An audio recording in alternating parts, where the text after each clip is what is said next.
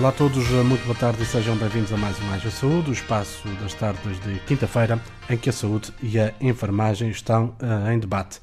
Quem nos ouve já sabe como funcionamos. Para os que nos ouvem pela primeira vez, uma explicação muito rápida.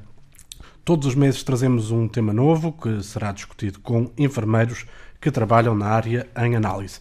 Assim sendo, em março vamos estar aqui à conversa sobre a doença renal crónica.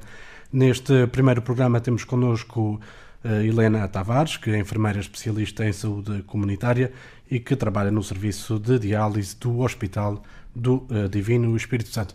Muito boa tarde, senhora enfermeira, obrigado por estar aqui connosco e propunha que começássemos este nosso programa por uma definição que nos explicasse exatamente o que é a doença renal crónica.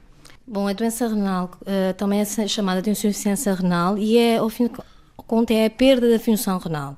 Os rins têm várias funções e a principal é de filtrar o sangue para remover quer os resíduos resultantes do metabolismo do organismo, quer o excesso de água que se pode acumular no nosso corpo.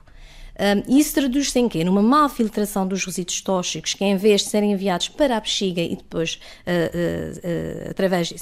removidos do corpo através da urina, eles mantêm-se no sangue, o que leva à acumulação dessas substâncias no organismo.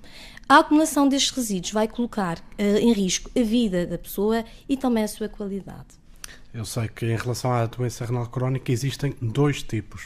Sim, nós podemos diferenciar a insuficiência renal em insuficiência aguda, e esta é quando aparece de uma forma brusca e deve-se normalmente à desidratação, intoxicações, traumatismos, medicamentos e algumas doenças que podem afetar o rim, e que ao longo do tempo ela vai tendendo a recuperar a sua função. E depois existe a crónica. A crónica é quando a falência dos rins se produz de forma lenta e progressiva e nessa situação não existe possibilidade de recuperação. E aí o doente normalmente necessita de um tratamento de substituição renal, ou seja, de diálise ou então de transplante renal.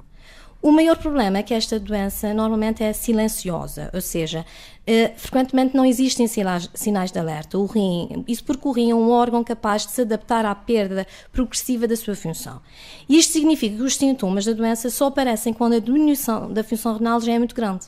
Assim, é fundamental estar atento a alguns destes sintomas para se poder efetuar um diagnóstico precoce no sentido de travar a progressão dessa doença. E vamos falar exatamente um pouco sobre isso, sobre sintomas. Quais os sintomas que devem ser tidos em especial atenção?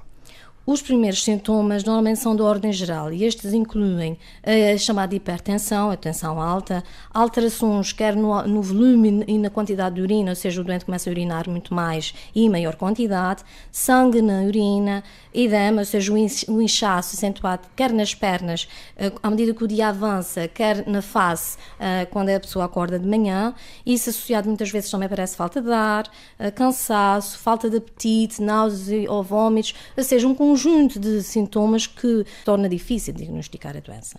Sobre taxas de incidência, sobre números, os números aqui nos Açores são muito diferentes dos que se registram noutras regiões?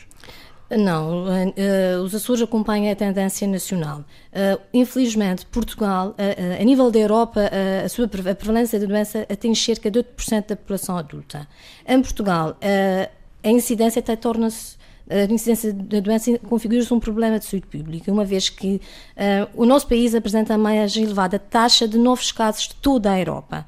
Isso se traduz em cerca de 225 novos casos por milhão de habitantes em dados de 2015 e em dados gerais, em números totais, cerca de 2.352 novos casos de doentes que estavam a fazer um tratamento de substituição renal, ou seja, que tinham falência renal.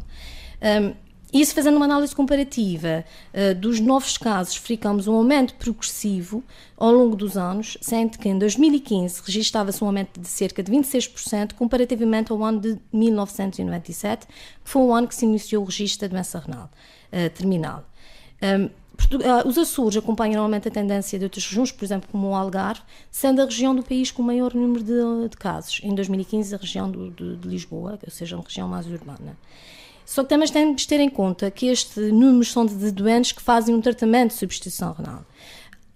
existe um número, acreditamos que o número de doentes em doença renal é muito maior, uma vez que muitas vezes a doença renal crónica nem sempre progride para a insuficiência renal terminal, ou seja, por uma situação de falência renal em que o doente necessita de fazer um tratamento de substituição renal.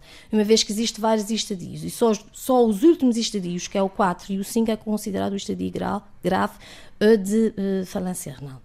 Muito obrigado, enfermeira Helena Tavares. Foi um prazer estar aqui consigo em estúdio. É sempre bem-vinda aqui quando quiser voltar. Por hoje o nosso tempo chegou ao fim. Nós estaremos de volta na próxima quinta-feira para mais um Haja Saúde.